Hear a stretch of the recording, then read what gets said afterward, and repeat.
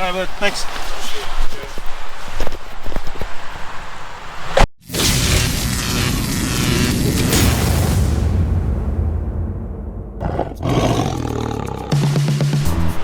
Alright guys, we are back at Harley Davidson again. Here to pick the bike up. Let's go inside and see if the bike is finished. So I just took an Uber up. I'm gonna go in here now and settle up with these guys. Settle. I'm good, babe. Let's see if I can find my wrestle.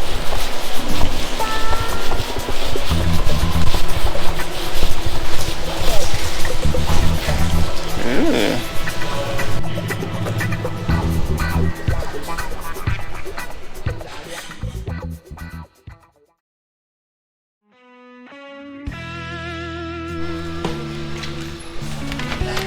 Alright, we're gonna.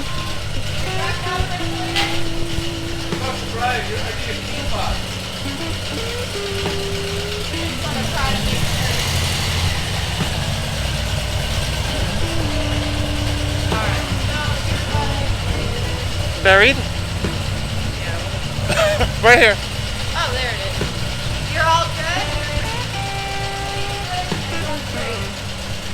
Yes. We started up, we heard it doing what it was doing. Did I bring it this dirty? Or did they get it this dirty? Well, he might have to ride it. Yeah. But yeah, unfortunately. Yeah, that's fine. The weather has not been working in our favor. Yeah, I get it. That one's for you. She's all good. How's it good? Do you have any issues? Call us.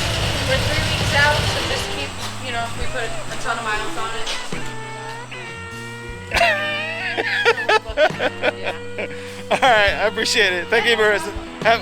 You too, thanks.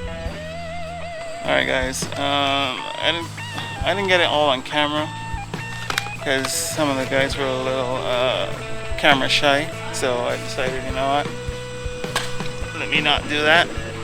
Alright, so I gotta get out of here. My bike is filthy. It's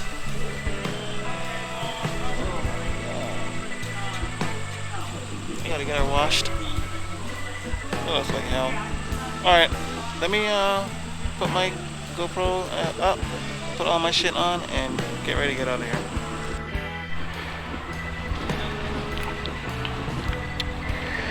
Alright guys, we just got out of the dealership. Marissa brought me out to take a look at the bike, tell me everything that was going on with it. I don't want to make people feel uncomfortable on camera, so I really didn't do much filming here. I gotta clean my bike off, it's filthy. What they told me was the ECM went out on it and they had to change it. They showed me the ECM. I took some pictures of it, so I'm gonna post that up. They told me the ECM was sealed and there's no way water could have get into it. So even if I was riding in the rain, that would not have caused an issue.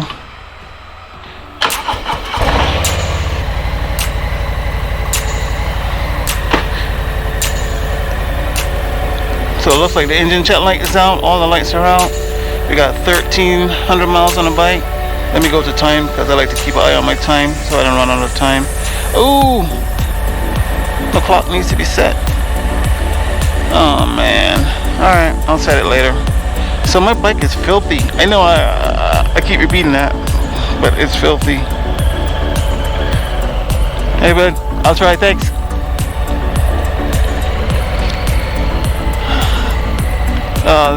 Let's get one last look at. Ooh, the bike is idling high, so which means it needs to be warmed up.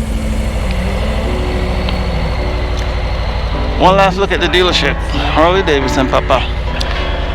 All right, so this bike needs to be warmed up. So let that warm up. I'm gonna set the time if I can remember how to do this.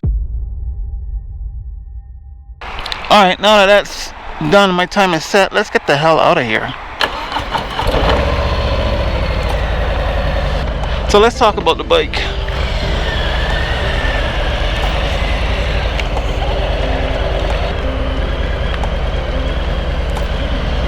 Like I said before, I didn't want to get the camera in everybody's faces because everybody seemed a little camera shy. So I really didn't want to put people out like that. So I decided, you know what, I'm gonna just do it off camera. I decided I was just gonna do it off camera. So from what they were telling me, the ECM is sealed. There's no way water could get into it. The guy was saying you should be able to spray it with water and still not have any issues. So they had the bike for 7 days waiting on the part. So they waited for the ECM to come in, because what they did was they took the ECM out of one of the bikes that was on the showroom floor and they put it in my bike, and they told me yeah, for sure it is the ECM. That was the only way they could diagnose it, was by taking out parts of the other bikes, putting it in this bike to try to diagnose the issue. So after they took the ECM out of one of the bikes on the floor, they put it in this bike. The bike started working immediately.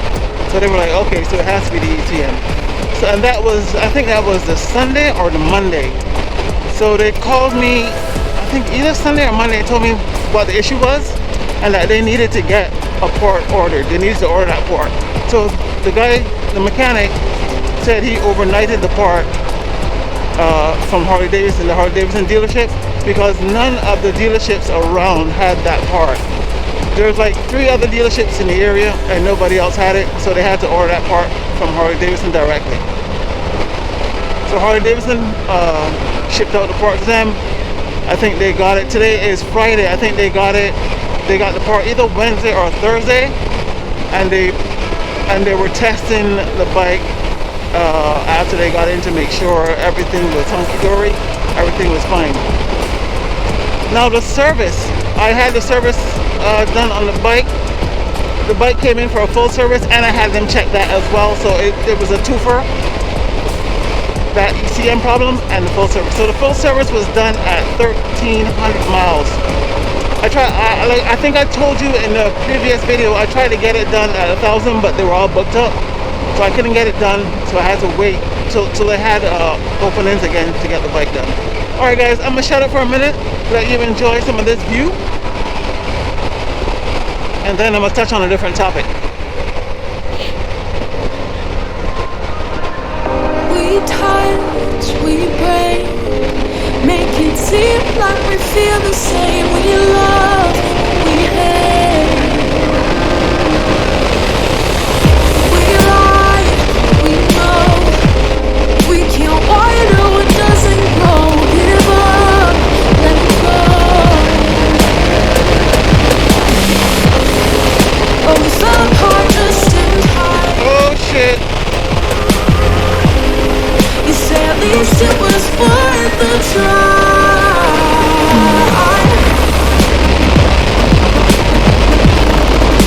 At least it was worth the try.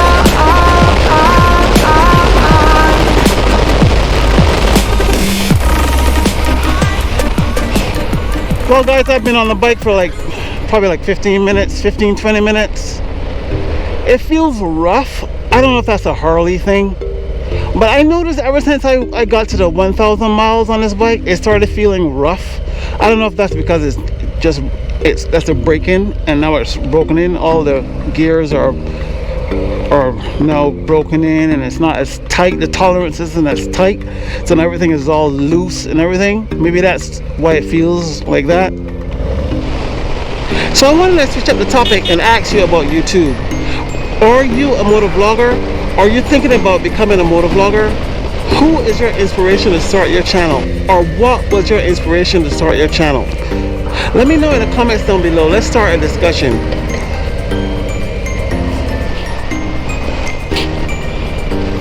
My bike is dirty. I'm trying to find a place to get it washed. My friends were telling me about a place over here to get it washed. So I'm going to try to see if I can find it. And that's what I'm going to do right now.